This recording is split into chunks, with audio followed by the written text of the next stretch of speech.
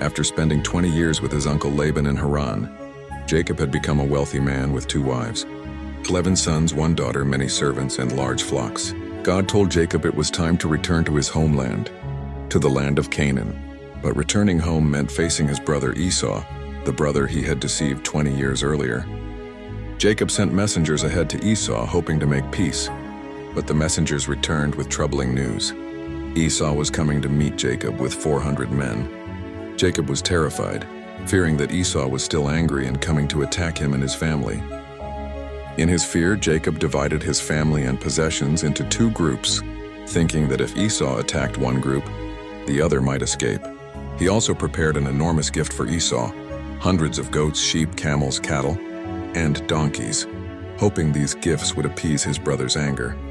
That night, Jacob sent his 2 wives, his 2 female servants, and his 11 children across the ford of the Jabbok River to safety.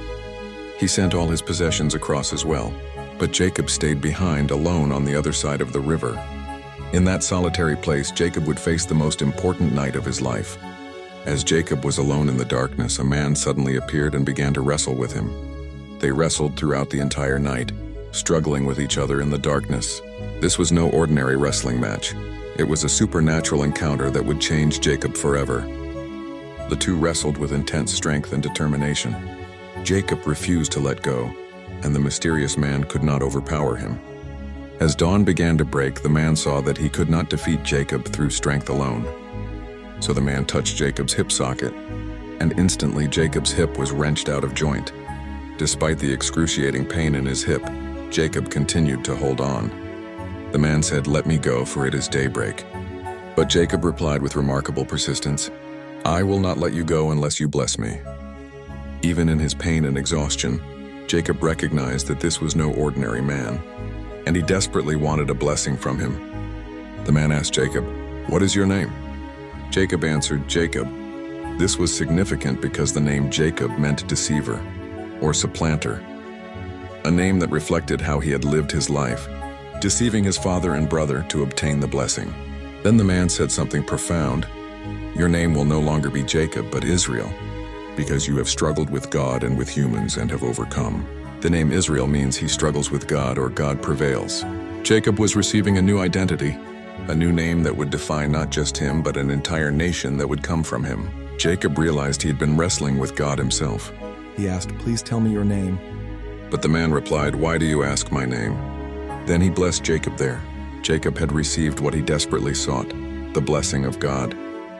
Jacob named that place Peniel, which means face of God, saying, "It is because I saw God face to face, and yet my life was spared."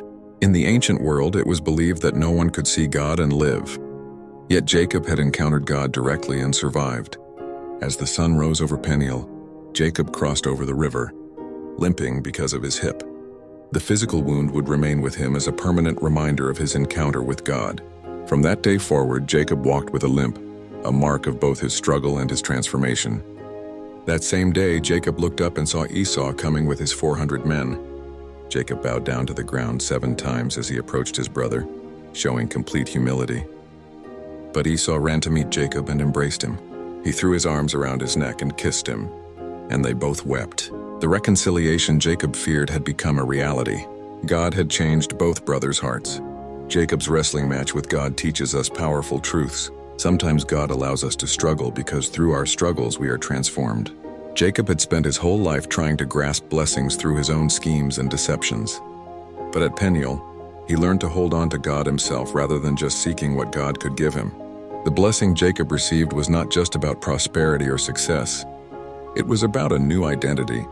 He was no longer Jacob the deceiver, but Israel, the one who struggles with God. This story reminds us that encountering God changes us.